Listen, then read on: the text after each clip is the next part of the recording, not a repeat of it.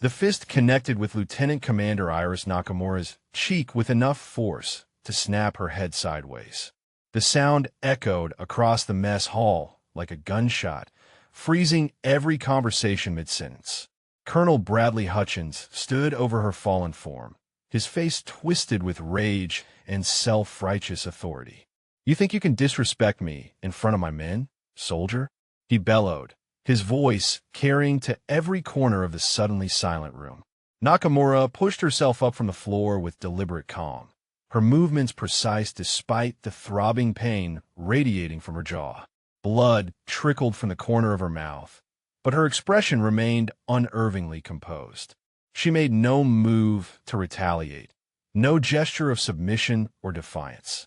She simply stood and faced him with the kind of stillness that made seasoned warriors uncomfortable. Before we continue with this story, drop a comment and let us know what state you're watching from. Maybe you've witnessed similar workplace confrontations where authority was misused. The mess hall contained 47 personnel, and every pair of eyes was locked on the unfolding scene. Sergeant Rita Valdez gripped her coffee cup so tightly her knuckles went white. She'd seen Hutchins lose his temper before, but never like this. Never with violence. Captain Jerome Fisher half rose from his seat, then hesitated, clearly torn between intervening and preserving his career. The unspoken rule of military hierarchy held everyone frozen in their chairs. Hutchins circled her like a predator, his chest puffed with the satisfaction of someone who believed he'd just put an uppity subordinate in her place. "That's what happens when you forget your position," he continued, his voice dripping with condescension. "Maybe next time you'll think twice before questioning my orders in front of enlisted personnel." Nakamura touched her fingertips to her split lip, examining the blood with clinical detachment. When she spoke, her voice was steady and quiet. "I wasn't questioning your orders, Colonel. I was correcting a tactical error that would have resulted in unnecessary casualties." The audacity of her response sent a visible wave of shock through the room. Hutchins' face purpled with renewed fury. "You arrogant little." He raised his hand again, but something in her unwavering gaze made him pause. The woman hadn't flinched. Not once. She stood there absorbing his rage like it was nothing more than a mild inconvenience. Staff Sergeant Miguel Santos whispered to his table companion, "She's not even wearing rank insignia. Probably some fresh transfer who doesn't know better." His companion nodded grimly. "Hutchins is going to destroy her career over this." But there was something unsettling about the way Nakamura carried herself. Despite her apparent junior status and the blood on her face, she possessed an aura of command that didn't match her supposedly subordinate position. When she moved, it was with the fluid precision of someone accustomed to being obeyed without question. When she spoke, her voice carried the quiet authority of someone who had made life-and-death decisions under pressure. Hutchins jabbed his finger inches from her face. "You're finished here. I'm having you transferred to the most miserable posting I can find. Kitchen duty, latrine cleaning, whatever it takes to remind you of your place in this man's army." Nakamura regarded him with the patience of someone watching a child throw a tantrum. "Very well, Colonel. Will that be all?" Her composure was maddening. Hutchins had expected tears, apologies, or at least some sign that his display of dominance had achieved its intended effect. Instead, this unknown soldier stood before him as unmoved as granite. The mess hall remained dead silent. 47 witnesses to what everyone assumed was a career-ending confrontation. What none of them knew was that Lieutenant Commander Iris Nakamura's military identification card, currently secured in her quarters, bore clearance codes that required 3-star authorization to access. Her personnel file was classified at levels that would make a Pentagon security officer sweat, and a communications device in her pocket contained direct line numbers to offices that could reshape the entire command structure of the base with a single phone call. As Hutchins stormed out of the mess hall, satisfied with his demonstration of authority, Nakamura calmly retrieved her tray and continued eating her breakfast. The other personnel gradually resumed their conversations, but the tension remained thick as smoke. They just witnessed something that felt significant, though none of them could articulate exactly why. What they didn't realize was that the assault had been captured by 3 different security cameras, and the base's automated reporting system had already flagged the incident for immediate review. Within minutes, the footage would begin its journey up a chain of command that reached far higher than anyone in that mess hall could imagine. The mess hall slowly returned to its normal rhythm, but the undercurrent of tension remained palpable. Conversations resumed in hushed tones, with frequent glances toward the table where Lieutenant Commander Nakamura continued eating her breakfast as if nothing had happened. Her methodical consumption of scrambled eggs and toast struck the observers as either incredibly brave or dangerously naive. Sergeant Valdez approached her table with hesitant steps, her medical training overriding her sense of military protocol. "Ma'am, you should probably get that looked at. The split on your lip might need attention." She gestured toward the small first aid station near the kitchen. Nakamura looked up with a slight smile that somehow made the blood on her face more unsettling rather than less. "Thank you, Sergeant, but it's superficial. I've had worse injuries from paper cuts." Her tone was conversational, almost amused, as if discussing the weather rather than a violent assault by a superior officer. The casual dismissal of what everyone had witnessed sent ripples of confusion through the nearby tables. Captain Fisher leaned toward Lieutenant Amy Corso and whispered, "She's either in shock or she's completely out of her mind. No rational person acts that calm after getting punched by a colonel." Corso nodded grimly while watching Nakamura dab at her lip with a napkin. "Maybe she's planning something. Filing complaints, go to the Inspector General. Some people get real quiet before they drop the hammer." But their speculation missed the mark entirely.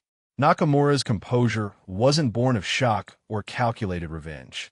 It was the practiced calm of someone who had faced actual life-threatening situations where maintaining emotional control meant the difference between mission success and catastrophic failure.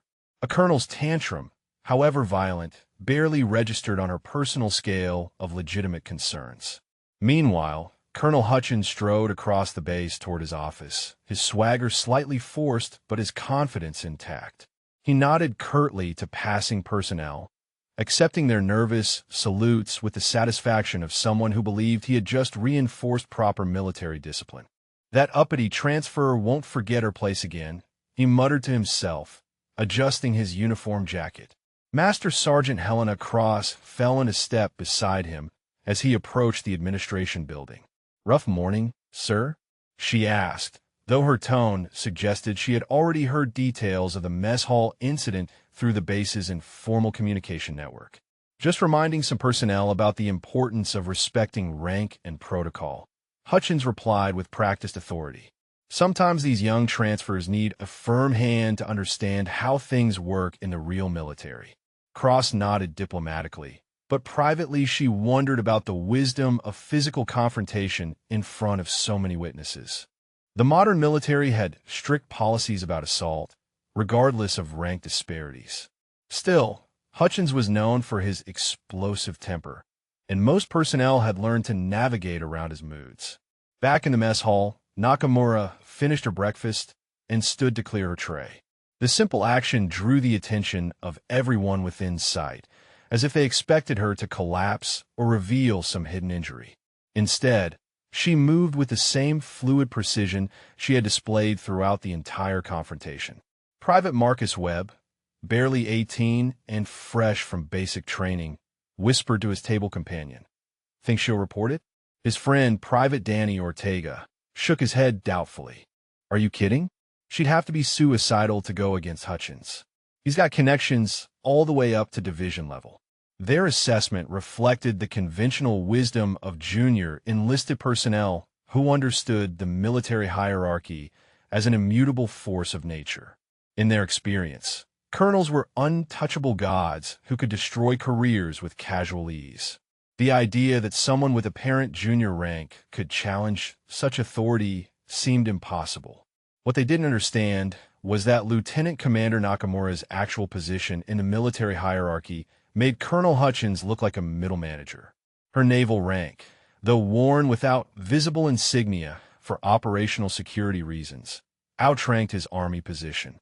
More importantly, her assignment to this joint operations base came with authority that transcended traditional service boundaries. As she walked toward the exit, Nakamura's movements caught the attention of Chief Warrant Officer 3 Kevin Yazzie, a veteran with 22 years of service across multiple deployments. Something about her bearing triggered his professional instincts. "She walks like an operator," he murmured to Sergeant Valdez. "Look at the way she scans corners," Sector 6. "That's not normal transferee behavior." Valdez studied Nakamura's departure more carefully and had to agree. The woman moved through the mess hall like someone accustomed to potentially hostile environments. Her spatial awareness was too sharp, her positioning too tactical for someone with supposedly limited military experience. Outside the mess hall, Nakamura walked deliberately toward the communications building, her steps measured and purposeful. She passed several groups of personnel who watched her passage with mixtures of curiosity and concern. Some whispered among themselves about her apparent lack of reaction to the assault. Others speculated about potential consequences for Colonel Hutchins if she decided to file formal complaints. None of them imagined that her destination was a secure communications terminal that would connect her directly to offices in the Pentagon. None of them suspected that her personnel file contained operational clearances that required presidential authorization to modify. And none of them realized that the seemingly minor incident they had witnessed was about to trigger a response that would reshape their understanding of military command authority. The base continued its normal operations around her, unaware that everything was about to change. The secure communications facility buzzed with its usual morning activity as Lieutenant Commander Nakamura approached the entrance checkpoint. Corporal James Lindquist looked up from his duty roster, noting her approach with mild interest. Most personnel avoided the communications building unless absolutely necessary, given its reputation for bureaucratic complexity and security protocols. "Morning, ma'am. Need to file a standard report?" Lindquist asked, gesturing toward the general use terminals reserved for routine administrative communications. His tone was helpful, but carried the weary patience of someone who had explained basic procedures countless times to confused personnel. Nakamura shook her head quietly. "I need access to a priority Alpha terminal." The words were spoken with such casual authority that Lindquist almost nodded reflexively before their meaning registered fully. His expression shifted from helpful courtesy to genuine confusion. "Ma'am, priority Alpha access requires special clearance codes. I need to see your authorization documentation and verify your identity through multiple channels. The process usually takes several hours, and most requests get denied at the preliminary screening level." She reached into her pocket and produced a metallic card that caught the fluorescent lighting with an unusual sheen. The moment Lindquist saw the distinctive security markings, his casual demeanor evaporated completely. His hands trembled slightly as he inserted the card into the verification terminal, watching in stunned silence as layer after layer of security protocols cleared without hesitation. The terminal displayed a classification level that made Lindquist's eyes widen with something approaching panic. "Holy!" he whispered, then caught himself before completing the profanity. "Ma'am, I'll need to escort you to Terminal 7 immediately. That's the highest security station we have on base." As they walked deeper into the communications facility, passing increasingly restricted checkpoints, word of the unusual access request began spreading through the building's security personnel. Master Sergeant Patricia Reeves, the facility's senior non-commissioned officer, received the notification with disbelief. "Someone with Alpha-level clearance just walked into our building?" she asked the duty officer, reviewing the access logs on her screen. Lieutenant Colonel David Marsh, the communications facility commander, abandoned his morning briefing when the alert reached his desk. In 15 years of running this facility, he had never seen clearance codes that high. His hands shook slightly as he pulled up the authorization chain, following digital signatures that led directly to offices he had only heard about in classified briefings. Meanwhile, at Terminal 7, Nakamura settled into the workstation with the familiarity of someone who had used similar equipment countless times. Her fingers moved across the keyboard with professional efficiency, navigating through security layers that would have challenged most field operatives. The terminal's multiple encryption protocols engaged automatically, creating a secure channel that bypassed normal military communication networks. Corporal Lindquist watched from a respectful distance, his curiosity warring with professional discretion. The woman he had assumed, with a routine transfer, was accessing communication systems he didn't even know existed on their base. Her movements suggested extensive training in classified procedures that went far beyond standard military communications protocols. Back in the administration building, Colonel Hutchins continued his normal morning routine, completely unaware that his impulsive act of violence was being documented and transmitted through channels that would reach the highest levels of military command. He reviewed personnel files, signed routine orders, and scheduled inspections with the confidence of someone who believed his authority was absolute within his sphere of influence. Major Susan Chun, his executive officer, knocked on his door with the day's priority briefings. "Sir, we've got the quarterly readiness reports ready for your review, plus some routine personnel matters that need your signature." She entered without waiting for permission, spreading documents across his desk with practiced efficiency.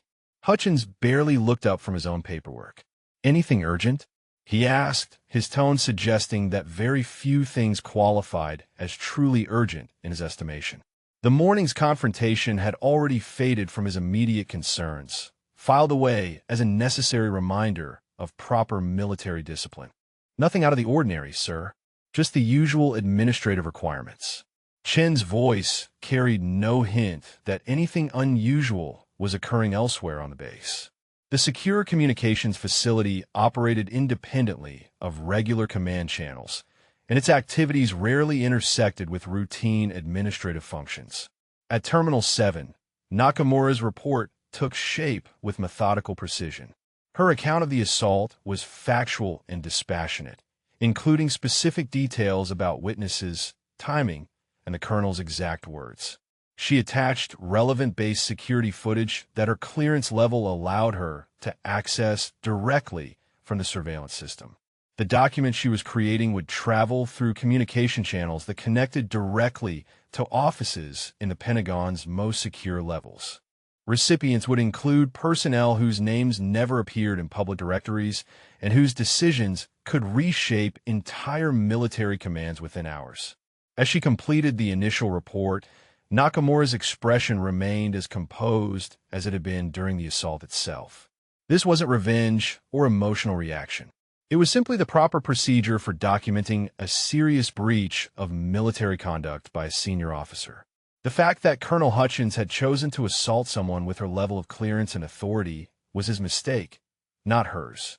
Corporal Lindquist remained at his post, stealing occasional glances at the secure terminal where classified information flowed through channels he couldn't access or monitor.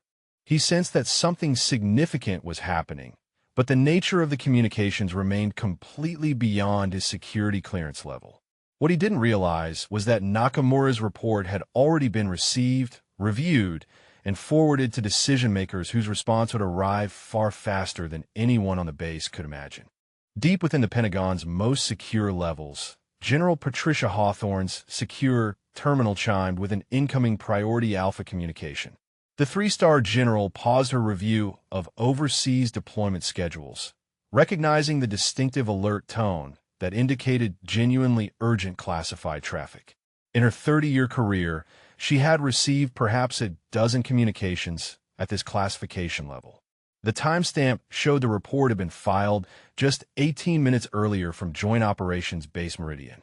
Hawthorne's expression darkened as she read the clinical account of Colonel Hutchins' assault on Lieutenant Commander Nakamura.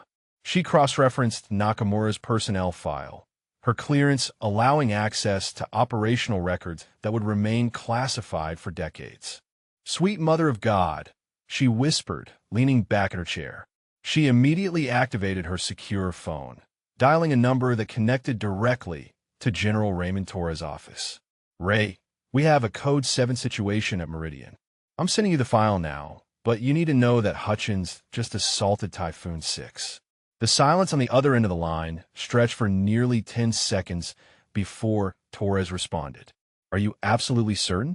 His voice carried the weight of someone who understood the implications immediately. Typhoon 6 operational history was legendary within the most classified circles of military special operations. Verified through multiple channels, including base security footage. The assault occurred in front of 47 witnesses in the mess hall. Hawthorne's fingers moved rapidly across her keyboard, forwarding the report through channels that would reach the chairman of the Joint Chiefs within minutes. Torres' response was immediate and decisive. I'm mobilizing a response team. Full accountability review, immediate suspension of base command authority, and emergency transport for all relevant personnel. This cannot wait for normal disciplinary channels. Meanwhile, at Base Meridian, Colonel Hutchins continued his routine with increasing confidence. His morning had proceeded smoothly after the mess hall incident, reinforcing his belief that swift, decisive action was the key to maintaining proper military discipline. He scheduled afternoon inspections, approved several routine requests, and even complimented Major Chun on her efficient handling of the quarterly reports. However, subtle changes were beginning to occur throughout the base that suggested something unusual was developing. Lieutenant Colonel Marsh received 3 separate calls from Pentagon offices requesting immediate verification of secure communication logs. The base security office got queries about surveillance footage from offices they had never heard of before. Master Sergeant Cross noticed the uptick in unusual activity when her administrative computer flagged several high-priority requests that bypassed normal command channels. Sir, she said, approaching Hutchins' desk with growing concern, we're getting some unusual communication traffic this morning. Multiple requests for documentation and personnel records from offices I don't recognize. Hutchins waved dismissively without looking up from his paperwork. Probably just some routine audit or inspection preparation. The Pentagon loves their surprise administrative reviews.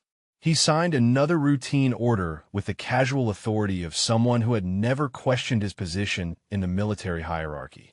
But Cross instincts, honed by decades of military service, suggested this was different. The requests were too specific, too urgent, and they were coming from communication channels that normally handled only the most serious operational matters. The administrative codes she was seeing required clearance levels far above anything a routine audit would generate. In the communications facility, Lieutenant Colonel Marsh found himself fielding calls from officers whose ranks made him nervous and whose questions suggested something far more serious than routine administrative review. One caller specifically requested confirmation that Priority Alpha Terminal access had been granted that morning, along with detailed logs of all secure transmissions. Corporal Lindquist, still processing his encounter with Lieutenant Commander Nakamura, began connecting the morning's events with a sudden surge in high-level interest. The woman with the extraordinary clearance codes had filed some kind of report, and now the Pentagon was asking very specific questions about secure communications from their facility. By mid-morning, the ripple effects of Nakamura's report were generating activity at levels of military command that most base personnel never encountered. Emergency briefings were being called in offices that controlled entire theater operations. Transportation assets were being diverted from routine missions to support what was being classified as an immediate response requirement. General Hawthorne's initial report had reached the desk of General Marcus Webb, the chairman of the Joint Chiefs, who immediately grasped the magnitude of the situation. Typhoon 6 operational record included missions that had prevented international incidents and saved thousands of lives. The idea that a colonel had physically assaulted someone of her caliber and clearance level was beyond professional misconduct. It was a security breach that demanded immediate response. The wheels of military justice, normally slow and deliberate, began turning with unprecedented speed. Authorization codes were generated for emergency transport of general-level officers to Base Meridian. Base lockdown procedures were prepared for implementation within hours. And most significantly, Colonel Hutchins' command authority was being systematically stripped away through channels he didn't even know existed. As the morning progressed toward noon, Hutchins remained blissfully unaware that his career and freedom were being decided by officers whose authority dwarfed his own. He continued signing routine papers, completely oblivious to the storm gathering around him. The base continued its normal operations, but the undercurrent of unusual activity was becoming impossible to ignore. Personnel in key positions were beginning to sense that something significant was developing, though none of them could yet articulate the scope of what was approaching their isolated military installation. At Andrews Air Force Base, 3 separate aircraft received immediate launch authorization within 40 minutes of General Hawthorne's initial report. The lead transport carried General Torres himself, along with a team of military investigators whose specialized training dealt exclusively with command-level misconduct cases. Their orders came directly from the Secretary of Defense's office, bypassing every intermediate level of military bureaucracy. Captain Sarah Mitchell, the lead pilot, had flown emergency missions to conflict zones around the world, but she had never seen authorization codes that granted absolute priority over all other air traffic. Control towers from Andrews to Meridian received direct orders to clear flight paths immediately, regardless of existing schedules or commercial air traffic patterns. Meanwhile, at Base Meridian, the subtle signs of unusual activity were becoming impossible to ignore. Communications specialist Amanda Rodriguez noticed that their facility's secure servers were handling 3 times the normal traffic volume. Priority channels that usually remained dormant for weeks were suddenly carrying encrypted communications that required clearance levels she had never encountered. Base Security Chief Colonel Frank Morrison received his 3rd call in an hour from Pentagon offices requesting immediate preparation of detailed incident reports and surveillance footage. The specificity of their requests suggested they already knew exactly what they were looking for, which struck Morrison as highly unusual for routine inquiries. "Something big is happening," Morrison confided to his deputy, Major Robert Kim. "These aren't normal administrative requests. They're asking for documentation related to specific time frames this morning, and they want everything digitized and ready for immediate transmission." Kim nodded grimly while reviewing the unusual activity logs. "Sir, we've also got requests for complete personnel files on Colonel Hutchins and several staff members. Plus, someone from Inspector General's office wants our entire security camera network placed on administrative hold." The administrative hold request sent a chill through Morrison's professional instincts. In 25 years of military service, he had only seen such measures implemented when serious criminal investigations were being launched. The fact that outside authorities were taking control of base security assets suggested something far beyond routine disciplinary action. Colonel Hutchins, meanwhile, had moved on to his afternoon schedule with complete confidence. He conducted a facilities inspection with his usual attention to detail, praised several junior officers for their performance, and even approved an early dismissal request for a sergeant dealing with family medical issues. His demeanor suggested a man completely satisfied with his command decisions. But the comfortable rhythm of his routine was about to be shattered. Master Sergeant Cross approached him during his post-lunch briefing with an expression that mixed confusion with growing concern. "Sir, I'm getting some very unusual requests from higher headquarters. They want immediate confirmation of your location and availability for the remainder of the day." Hutchins looked up from his scheduling calendar with mild irritation. "What kind of requests? If it's another surprise inspection, they can follow proper notification procedures like everyone else." His tone carried the confidence of someone who had never questioned his position in the military hierarchy. "That's just it, sir. These aren't coming through normal channels. I'm getting direct communications from offices I've never heard of before, using priority codes that override our standard administrative systems." Cross handed him a printed communication request that bore authorization signatures she didn't recognize. As Hutchins examined the document, his expression began to shift from irritation to confusion. The authorization codes were unlike anything he had encountered in his military career. They carried classification levels that suggested involvement from the highest levels of military command, but he couldn't understand why such authorities would have any interest in his routine base operations. Probably some Pentagon exercise or communication drill, he decided, though his voice lacked its usual conviction. Tell them I'm available for normal administrative coordination, but I won't disrupt base operations for bureaucratic games. Cross nodded reluctantly, but privately she was becoming convinced that this was far more serious than any administrative exercise. The urgency in the communications suggested real-time coordination of significant resources, and the classification levels indicated involvement from authorities that could reshape entire military commands. In the base communications facility, Lieutenant Colonel Marsh was dealing with an unprecedented volume of high-priority traffic. His secure terminals were handling communications that required clearance levels far above his own authorization, creating a situation where he was facilitating operations he couldn't monitor or understand.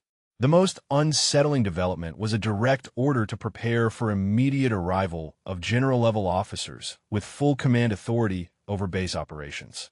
Such visits normally required weeks of preparation and coordination, but these orders demanded readiness within hours and granted the incoming officers complete administrative control over all base functions. Corporal Lindquist, still processing his morning encounter with Lieutenant Commander Nakamura, began connecting the extraordinary communication activity with her priority Alpha terminal access. Whatever she had reported was generating a response that involved the highest levels of military command, and the speed of that response suggested something far more serious than routine disciplinary action. By late afternoon, the ripple effects of Nakamura's report had reached every relevant office in the Pentagon's most secure levels. Emergency briefings were concluding with unanimous decisions for immediate intervention. Transportation assets were converging on Base Meridian from multiple directions. And most significantly, Colonel Hutchins' command authority was being systematically transferred to incoming general officers whose arrival would fundamentally change everything. The base continued its normal operations, but the undercurrent of unusual activity had become a steady drumbeat of preparation for something unprecedented. Personnel in key positions were beginning to realize that their isolated military installation was about to become the focus of attention from authorities whose decisions could reshape entire military careers within hours. As the afternoon wore on, the approaching storm remained invisible to most base personnel, but its effects were building with inexorable force toward a confrontation that would leave nothing unchanged. The first aircraft appeared on Base Meridian's radar at 1,347 hours, requesting immediate priority landing clearance with authorization codes that made Air Traffic Controller Staff Sergeant Jennifer Park's hands shake as she typed them into her system. The codes automatically overrode every other aircraft in the pattern, granting absolute priority to 3 incoming military transports whose flight plans originated from the Pentagon's most secure airfields. Tower, this is Falcon 1 requesting immediate approach, transmitted the lead aircraft. We are carrying general officers with emergency command authority. Prepare for immediate disembarkation and ground transport to base headquarters. Park had never heard authorization language quite like that in her 6 years of air traffic control. Emergency command authority was terminology reserved for wartime operations or national security crises. She immediately contacted base operations with growing alarm. Sir, we have 3 aircraft inbound with general-level officers claiming emergency command authority over base operations. At base operations, Major Thompson felt his stomach drop as he processed the implications. General officers didn't travel in groups of 3 unless something catastrophic was happening. He immediately contacted Colonel Morrison in base security, his voice tight with barely controlled anxiety. Frank, we need immediate security preparation for general officer arrival with emergency command authority. This is not a drill. Meanwhile, Colonel Hutchins was reviewing supply requisitions in his office when Major Chen burst through his door without her usual courtesy knock. Sir, we have an urgent situation developing. Multiple general officers are arriving within the hour, and they're claiming command authority over base operations. Her face was pale, with the kind of fear that comes from witnessing the collapse of normal military procedures. Hutchins looked up sharply, his irritation giving way to genuine concern. "What do you mean, claiming command authority? Nobody has informed me of any inspection or change of command ceremony." He stood up from his desk, his movements betraying the first real uncertainty he had shown all day. "Sir, I don't think this is an inspection.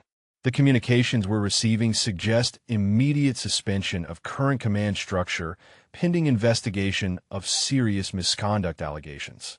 Chen's voice dropped to a whisper as she delivered the last sentence, knowing that such language typically preceded court-martial proceedings.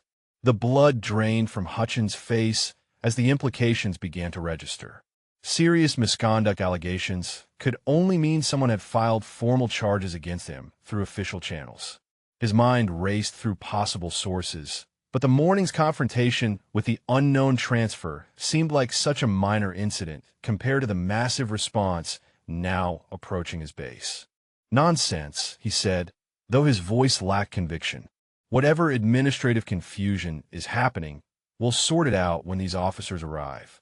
I've done nothing that warrants this kind of response." But even as he spoke, his professional instincts were telling him that military commands didn't mobilize general officers for administrative confusion. At the communications facility, Lieutenant Colonel Marsh received direct orders to establish secure command channels for the incoming general officers and to prepare for immediate transfer of all base communications authority. The orders came with classification levels that required him to clear his facility of all non-essential personnel and implement security protocols normally reserved for combat operations. Corporal Lindquist watched the facility transform around him as security levels increased dramatically. Whatever Lieutenant Commander Nakamura had reported that morning was generating a response that involved the highest levels of military command. The woman who had calmly absorbed Colonel Hutchins' assault had clearly possessed authority that none of them had understood. On the flight line, ground crews scrambled to prepare for the incoming aircraft while base security implemented emergency protocols for high-level officer protection. The unusual nature of the arrival had created a tension throughout the base that was becoming impossible to ignore. Personnel in every department sensed that something unprecedented was developing. General Torres, aboard the lead aircraft, reviewed the situation files one final time as Base Meridian appeared on the horizon. Lieutenant Commander Nakamura's operational record read like a classified legend of modern military special operations. Her missions had prevented international incidents and saved thousands of lives in operations so sensitive they would remain classified for decades. The fact that Colonel Hutchins had physically assaulted someone of her caliber and clearance level represented a security breach that demanded immediate response from the highest levels of military command. More troubling was the implication that Hutchins had been operating under assumptions about military hierarchy that were fundamentally flawed. Beside Torres sat General Amanda Cross, whose expertise in military justice had been called upon for cases involving flag-level officers and national security breaches. Her presence on the aircraft indicated that this situation was being treated as potentially criminal rather than merely administrative misconduct. The third general, Marcus Webb, specialized in operational security and command structure integrity. His role would be to assess how the colonel had been allowed to operate with such complete ignorance of the true command relationships within his own base, and what systemic failures had enabled the assault on someone with Nakamura's level of authority. As the aircraft began their final approach, the entire character of Base Meridian was shifting from routine military installation to the focus of unprecedented high-level intervention. Colonel Hutchins' comfortable world of absolute command authority was about to collide with realities he had never imagined existed. The approaching aircraft carried not just general officers, but the full weight of military justice system prepared to address a breach of conduct that threatened the fundamental principles of military command structure and operational security. Within minutes, Colonel Hutchins would face authorities whose power dwarfed his own, and whose arrival would irrevocably transform everything he believed about his position in the military hierarchy. The three aircraft touched down on Base Meridian's runway with military precision, their engines still spooling down as ground crews scrambled to position mobile stairs and security cordons. Staff Sergeant Park watched from the control tower as vehicles with flashing lights converged on the aircraft, creating a scene more appropriate for a presidential visit than routine military transport. General Torres emerged from the lead aircraft first, his 3 stars catching the afternoon sunlight as he surveyed the base with the calculating gaze of someone accustomed to making decisions that affected thousands of lives. Behind him came General Cross, her stern expression suggesting someone prepared to implement military justice with absolute precision. General Webb followed, his attention immediately focusing on the security arrangements and base layout with professional assessment. Base Security Chief Morrison approached with a formal salute, his 25 years of military experience providing no preparation for hosting 3 general officers simultaneously. Generals, welcome to Base Meridian. I have transportation and security prepared according to your advance instructions. His voice carried the strained courtesy of someone operating far outside normal protocols. Torres returned the salute with crisp efficiency.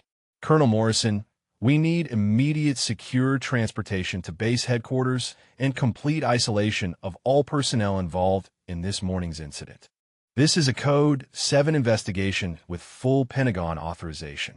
The classification level he mentioned made Morrison's eyes widen with recognition of its gravity.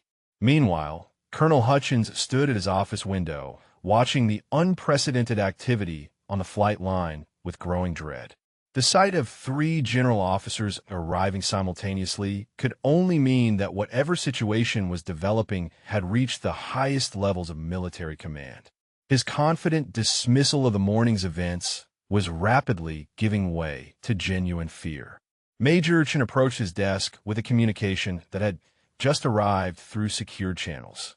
Sir, you're ordered to report immediately to the base conference room for emergency briefing with the arriving general officers. The language is very formal. She handed him the document with hands that trembled slightly. Hutchins read the summons twice, his face growing pale as the official terminology registered. The document used language associated with serious disciplinary proceedings and formal investigations. Terms like immediate compliance and official inquiry suggested that his career was in jeopardy in ways he was only beginning to understand. This is insane, he muttered, though his voice lacked its usual authority. Whatever administrative confusion has occurred, it could be resolved through proper channels. I've committed no offense that warrants this kind of response. But even as he spoke, his professional instincts were screaming that military commands didn't mobilize 3 general officers for administrative confusion. The convoy of vehicles carrying the general officers moved through the base with an escort that drew the attention of every person they passed.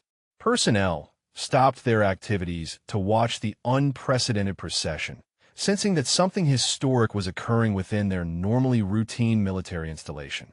Lieutenant Commander Nakamura, who had spent the afternoon in the base library reviewing technical manuals with her characteristic calm, observed the convoy's passage through the window. Her expression remained composed, showing neither satisfaction nor concern about the dramatic response her report had generated. She had simply followed proper procedures for documenting a serious breach of military conduct. At the base conference room, Master Sergeant Cross and her administrative team worked frantically to prepare for the emergency briefing. They arranged seating for the general officers while establishing secure communication links to Pentagon offices. The room was being transformed into a temporary command center with authority that superseded all local command structures. General Torres entered the conference room and immediately began establishing the command hierarchy that would govern the investigation. His first action was to suspend Colonel Hutchins' command authority pending the outcome of formal proceedings. The order came with Pentagon authorization that made it immediately binding and irrevocable.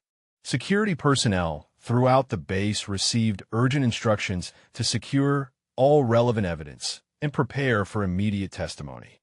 The investigation would be conducted with military efficiency and thoroughness, leaving no aspect of the morning's incident unexamined. In his office, Colonel Hutchins struggled to comprehend how a minor disciplinary action in a mess hall could have escalated to this level of command attention.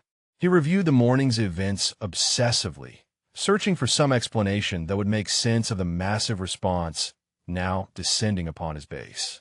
What he couldn't understand was that his assault on Lieutenant Commander Nakamura represented far more than simple misconduct.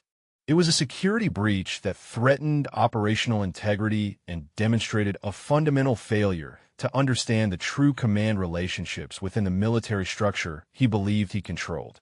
The approaching confrontation would reveal not just his error in judgment, but the extent to which his assumptions about military hierarchy had been dangerously flawed. The woman he had dismissed as an insignificant transfer held authority that made his colonel's rank seem almost meaningless by comparison.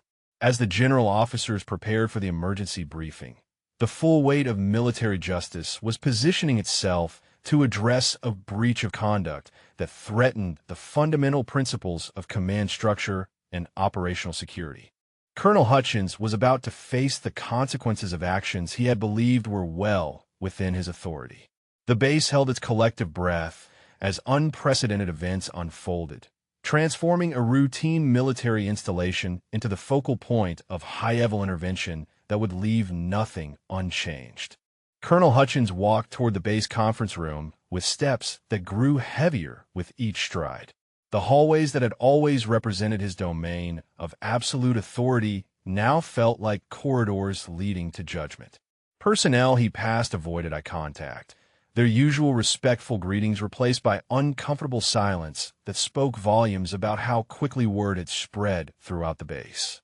Outside the conference room, two military police officers stood at attention, their presence transforming the familiar administrative space into something resembling a tribunal. Staff Sergeant Rodriguez, whom Hutchins had commended just last week for outstanding performance, now regarded him with a professional detachment reserved for suspects under investigation. The colonel paused at the threshold, his hand hovering over the door handle as the magnitude of his situation finally began to penetrate his consciousness. Three general officers didn't mobilize for minor disciplinary issues. Pentagon-level intervention didn't occur for routine command decisions. Whatever he had set in motion that morning had triggered responses from authorities whose power he was only beginning to comprehend. Taking a deep breath that did nothing to steady his nerves, Hutchins opened the door and stepped into a room that had been completely transformed. The familiar conference table was now surrounded by communication equipment he didn't recognize, operated by personnel whose uniforms bore insignia from offices he had never encountered. At the head of the table sat three general officers whose combined authority could reshape entire military commands. General Torres looked up from a classified folder as Hutchins entered, his expression carrying the cold professionalism of someone accustomed to making decisions about careers and lives.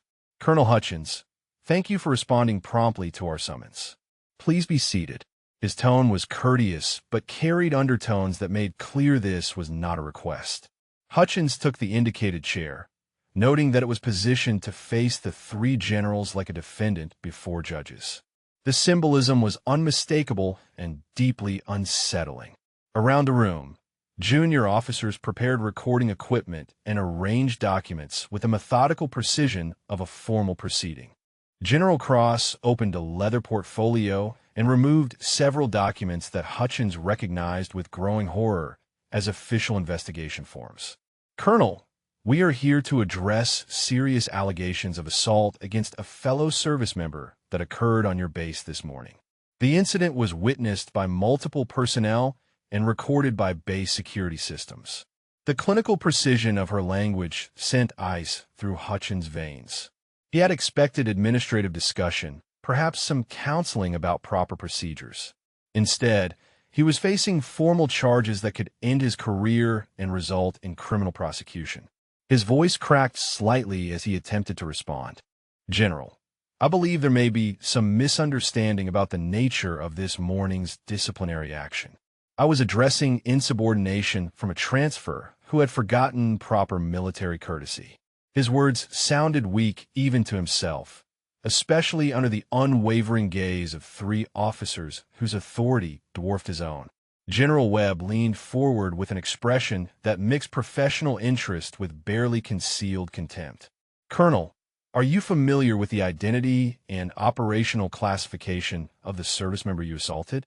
His question carried implications that made Hutchins' stomach clench with sudden fear.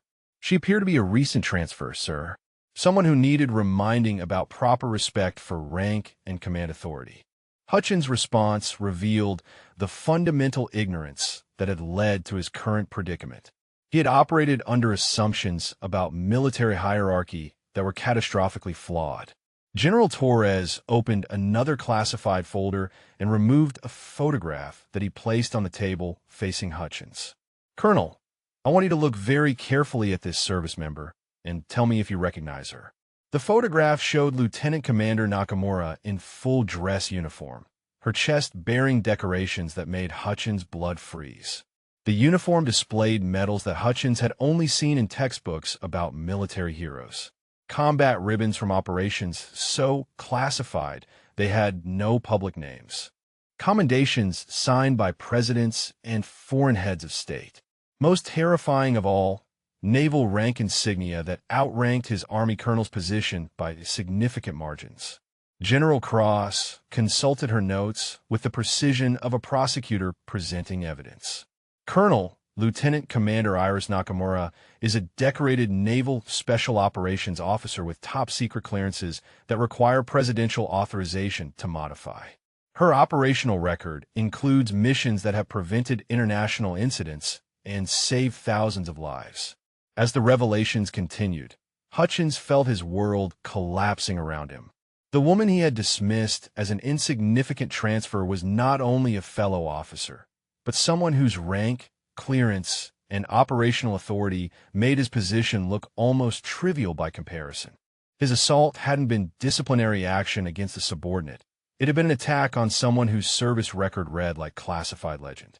Moreover, continued General Webb, Lieutenant Commander Nakamura was at this base on assignment from Naval Special Warfare Command conducting classified assessment of joint operations capabilities.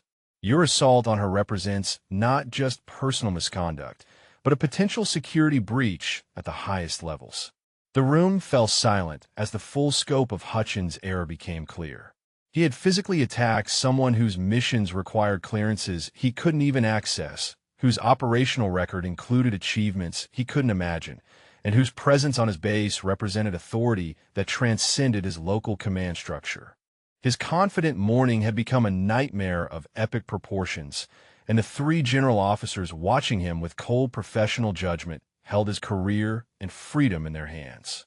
The silence in the conference room stretched like a taut wire as Colonel Hutchins stared at the photograph of Lieutenant Commander Nakamura in her full dress uniform. The medals and ribbons that adorned her chest told stories of valor and sacrifice that his mind struggled to process. Each decoration represented missions so classified that their very existence was known only to the highest levels of military command. General Torres retrieved another document from his folder, this one bearing classification markings that Hutchins had never seen before. "Colonel, Lieutenant Commander Nakamura's operational code name is Typhoon 6. Does that designation mean anything to you?" His question was delivered with the patient precision of someone who already knew the answer would reveal the depth of Hutchins' ignorance. Hutchins shook his head mutely, his voice having abandoned him completely. The designation meant nothing to him, but the way the three generals regarded him suggested it should have carried enormous significance. In the specialized world of military special operations, certain code names became legendary among those with sufficient clearance to know them. Typhoon 6, explained General Cross, has conducted 17 separate missions classified at levels requiring congressional notification. Her operational record includes preventing 2 potential international incidents and neutralizing threats that could have resulted in thousands of civilian casualties. She is considered one of the most effective special operations officers in modern military history. As each revelation unfolded, Hutchins felt himself shrinking further into his chair. The woman he had struck in a moment of rage wasn't just a decorated officer. She was a living legend whose missions had shaped international security in ways the public would never know. His assault represented an attack on someone whose service had protected national interests at the highest possible level. General Webb consulted his tablet and continued the devastating litany. Lieutenant Commander Nakamura holds clearances that allow her access to operational plans involving nuclear assets, international intelligence sharing agreements, and presidential decision-making processes. Your assault on her has triggered security reviews at levels that include the National Security Council. The mention of presidential-level involvement sent waves of nausea through Hutchins' system. He had imagined this would be a local disciplinary matter, perhaps resulting in a reprimand or administrative action. Instead, his moment of violent impulse had created ripples that reached the highest levels of national government. Moreover, added General Torres, the assault occurred while Lieutenant Commander Nakamura was conducting a classified assessment of this base's readiness for joint special operations missions. Her evaluation would have determined whether this installation received designation as a strategic asset for national defense purposes. The implications struck Hutchins like physical blows. Not only had he assaulted a decorated hero, but he had potentially damaged his base's chances for strategic importance that could have benefited every person under his command. His violent reaction to perceived insubordination had sabotaged opportunities that could have elevated the entire installation. General Cross opened another folder containing witness statements from the 47 personnel who had observed the assault. "Colonel, we have detailed accounts from every person present in the mess hall this morning. Their testimony is unanimous regarding the unprovoked nature of your attack and Lieutenant Commander Nakamura's professional restraint throughout the incident." Reading through the witness statements was like experiencing the morning's events from outside his own perspective. The accounts described his rage, his violent strike, and his continued verbal assault on someone who had shown remarkable composure under attack. Most damaging were the specific quotes attributed to him, revealing the contempt and assumed superiority that had motivated his actions. Staff Sergeant Valdez's statement particularly stung because it described his victim's calm reaction to the assault. She noted that Lieutenant Commander Nakamura had shown no anger, no desire for retaliation, only the professional restraint of someone accustomed to maintaining operational security even under extreme stress. The medical report, presented by General Webb, documented the injury Hutchins had inflicted with clinical precision. While not severe enough to require extensive treatment, the split lip and facial bruising represented clear evidence of assault by a superior officer against someone whose service record demanded the highest possible respect. As the evidence mounted against him, Hutchins began to understand that this wasn't merely about assault charges. He had violated fundamental principles of military honor by attacking someone whose sacrifices and achievements represented the very best of military service. His actions had betrayed everything the uniform was supposed to represent. The three generals regarded him with expressions that mixed professional duty with personal disgust. They had dedicated their careers to upholding military values and protecting personnel who served with distinction. Hutchins' assault on Lieutenant Commander Nakamura represented an attack on everything they had sworn to defend. "Colonel," said General Torres with finality, "you are hereby relieved of all command duties pending formal court-martial proceedings. You will be confined to quarters under military police supervision while charges are prepared for prosecution under the Uniform Code of Military Justice." As military police officers entered the conference room to escort him away, Hutchins realized that his military career was effectively over. The confident colonel who had begun the morning believing in his absolute authority was now a disgraced officer facing criminal prosecution for assaulting one of the military's most distinguished heroes. His world had collapsed completely, and the consequences of his violent impulse would follow him for the rest of his life. The military police escort led Colonel Hutchins through hallways that had once represented his domain of absolute authority, now transformed into corridors of his downfall. Personnel throughout the base stopped their activities to watch the unprecedented sight of their commanding officer being led away in custody. The whispered conversations that followed his passage would fuel base gossip for years to come. Staff Sergeant Rodriguez, who had served under Hutchins for 3 years, watched the procession with stunned disbelief. In all his military experience, he had never witnessed a colonel being arrested on his own base. The sight challenged everything he thought he understood about military hierarchy and command authority. News of Hutchins' arrest spread through the base with lightning speed, carried by personnel who had never imagined witnessing such a dramatic fall from power. In the motor pool, mechanics stopped their work to discuss the implications. In the communications facility, operators shared fragments of information they had gathered throughout the day's unprecedented activities. Meanwhile, the 3 generals began implementing immediate changes to base command structure. General Torres assumed temporary command authority, while General Cross initiated formal court-martial proceedings. General Webb ordered comprehensive security reviews to assess what systemic failures had allowed such a situation to develop. The base conference room was transformed into a temporary command center as the generals coordinated with Pentagon offices to manage the crisis. Secure communications flowed constantly between Base Meridian and the highest levels of military command, ensuring that every aspect of the situation was being handled with appropriate gravity. Lieutenant Commander Nakamura, who had spent the afternoon reviewing technical manuals in the library, was summoned to provide detailed testimony about the morning's assault. Her account was delivered with the same clinical precision she had shown throughout the entire ordeal, focusing on facts rather than emotional reactions to the violence she had endured. General Torres listened to her testimony with growing respect for her professionalism. Despite being physically attacked by a superior officer in front of dozens of witnesses, she had maintained operational security protocols and followed proper procedures for reporting the incident. Her restraint and composure had prevented the situation from escalating into something even more damaging. The generals also interviewed the 47 witnesses who had observed the assault, gathering testimony that painted a comprehensive picture of Hutchins' unprovoked violence and Nakamura's remarkable self-control. Each account reinforced the same narrative of a colonel losing control and attacking someone who posed no threat whatsoever. Sergeant Valdez's testimony was particularly compelling because of her medical training. She described Nakamura's injuries with clinical accuracy while emphasizing how the victim had declined medical attention and continued eating breakfast as if nothing significant had occurred. The contrast between the assailant's rage and the victim's calm was striking to everyone who heard the accounts.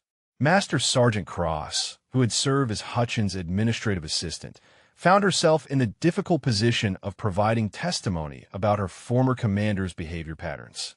Her loyalty to the chain of command conflicted with her duty to provide honest testimony about what she had observed over months of working closely with the colonel.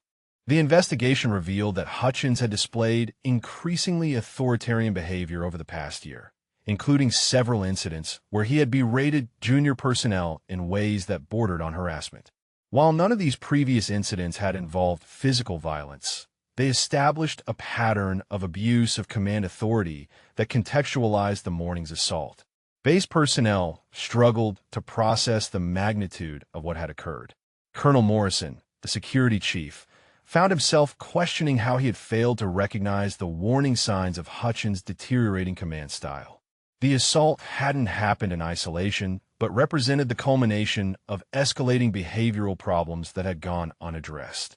The revelation of Lieutenant Commander Nakamura's true identity and operational records sent shockwaves through every level of base personnel.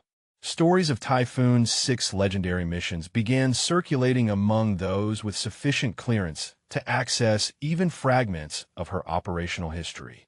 The idea that such a distinguished officer had been serving quietly among them was both humbling and inspiring. In the base mess hall where the assault had occurred, personnel gathered in small groups to discuss the morning's events with new understanding. The woman who had absorbed Hutchins' violence with such composure wasn't just a fellow service member, but someone whose missions had shaped international security in ways they were only beginning to comprehend. The contrast between Hutchins' behavior and Nakamura's professionalism became a topic of intense discussion throughout the base. His violent loss of control was juxtaposed against her disciplined restraint, creating a stark illustration of the difference between someone who wore authority like a costume and someone who embodied military values at their highest level. As evening approached, Base Meridian had been fundamentally transformed. The commanding officer who had begun the day believing in his absolute authority was confined to quarters facing court-martial proceedings. The woman he had assaulted was revealed as one of the military's most distinguished heroes, and 3 general officers were implementing changes that would reshape the base's entire command culture. The ripple effects of a single moment of violence were continuing to expand, touching every aspect of military life at the installation and reaching into the highest levels of National Defense Command structure. As dawn broke over Base Meridian the following morning, the transformation from the previous day's events was complete and irreversible. Colonel Hutchins remained confined to quarters under military police guard, his career effectively ended by a single moment of violent impulse. The man who had wielded absolute command authority 24 hours earlier now faced the prospect of court-martial proceedings that would strip him of rank, benefits, and freedom. General Torres had spent the night coordinating with Pentagon offices to ensure proper handling of the unprecedented situation. The assault on Lieutenant Commander Nakamura represented more than simple misconduct. It was a security breach that had triggered reviews at the highest levels of military command. His temporary assumption of base command authority was being formalized through channels that reached directly to the Secretary of Defense's office. In the base communications facility, Lieutenant Colonel Marsh processed orders that would fundamentally reshape the installation's mission and capabilities. The classified assessment that Lieutenant Commander Nakamura had been conducting was being expedited through approval channels, with preliminary recommendations suggesting the base would receive strategic designation despite the previous day's disruptions. The irony was not lost on base personnel that Hutchins' assault on the officer evaluating their capabilities had actually resulted in enhanced recognition of their potential. Nakamura's professional handling of the situation, combined with her positive assessment of base readiness, had impressed Pentagon reviewers who were now fast-tracking approvals that could have taken months under normal circumstances. Lieutenant Commander Nakamura herself had returned to her quarters with the same composed demeanor she had maintained throughout the entire ordeal. Her split lip was healing, leaving only a faint reminder of the violence she had endured. More significantly, her mission assessment was being transmitted to Naval Special Warfare Command with recommendations that would elevate the base's strategic importance considerably. Staff Sergeant Rodriguez found himself appointed as interim administrative coordinator while permanent command changes were implemented. The responsibility was both honor and burden, requiring him to maintain base operations while 3 general officers conducted comprehensive reviews of every aspect of command structure and personnel management. The 47 witnesses to the assault were being interviewed individually by military investigators who were building an airtight case for court-martial proceedings. Each testimony reinforced the same narrative of unprovoked violence against a fellow service member who had shown remarkable restraint under attack. The evidence was so overwhelming that legal experts predicted the proceedings would be swift and decisive. Sergeant Valdez, whose medical training had made her particularly observant during the assault, provided testimony that highlighted the professional contrast between attacker and victim. She described Hutchins' loss of control in clinical terms, while emphasizing Nakamura's disciplined composure throughout the violent encounter. The revelation of Nakamura's identity as Typhoon 6 had created a paradigm shift in how base personnel understood military hierarchy and operational authority. Stories of her legendary missions were circulating among those with sufficient clearance, creating an atmosphere of reverence for someone who had served among them with such quiet distinction. Master Sergeant Cross, who had served as Hutchins' administrative assistant, was struggling with conflicted loyalties as she provided testimony about her former commander's behavioral patterns. Her honesty about his increasing authoritarianism was essential for understanding how the situation had developed, but it felt like betrayal of someone she had served faithfully for years. General Cross was preparing formal charges that would include assault, conduct unbecoming an officer, and violation of operational security protocols. The combination of charges carried potential penalties that could include imprisonment, dishonorable discharge, and forfeiture of all military benefits. Hutchins' legal situation was dire by any measure. The base mess hall, site of the original assault, had become an informal gathering place for personnel discussing the previous day's extraordinary events. The contrast between their initial assumptions about the participants and the revealed reality had created lasting lessons about prejudgment and the dangers of assuming authority based on appearances. Captain Fisher, who had witnessed the assault, found himself reflecting on his own failure to intervene when violence occurred in front of him. The revelation that the victim was someone of Nakamura's stature and operational importance made his inaction seem even more shameful in retrospect. Base Security Chief Morrison was conducting comprehensive reviews of how the command structure had failed to recognize Hutchins' deteriorating leadership style. The assault hadn't occurred in isolation, but represented the culmination of behavioral problems that should have been addressed through proper channels before reaching the point of physical violence. The investigation was revealing systemic issues that extended beyond one colonel's misconduct. Questions were being raised about how someone with Hutchins' apparently flawed judgment had been allowed to maintain command authority and what changes needed to be implemented to prevent similar situations in the future. As the second day progressed, the magnitude of institutional change continued to expand. Base Meridian was being transformed from a routine military installation into a strategic asset under direct Pentagon oversight. The assault that was intended to demonstrate command authority had actually triggered the most significant enhancement of the base's mission and capabilities in its operational history. The woman who had absorbed violence with such professional composure was being recognized not just as a victim, but as a hero whose service record represented the highest ideals of military dedication. Her assessment of the base's potential was opening doors to operational opportunities that would benefit every person serving at the installation. Colonel Hutchins' violent moment had backfired spectacularly, destroying his own career while elevating the very person he had sought to diminish. 6 months later, Base Meridian had been transformed beyond recognition. The installation now bore the designation of Strategic Joint Operations Facility, a classification that brought enhanced funding, elite personnel assignments, and mission capabilities that extended far beyond its previous scope. The irony that Colonel Hutchins' assault had triggered the very elevation he could never have achieved through proper command was not lost on anyone who remembered the events of that fateful morning. Lieutenant Commander Nakamura stood before an assembly of base personnel, her dress uniform bearing a new decoration that reflected her role in the facility's transformation.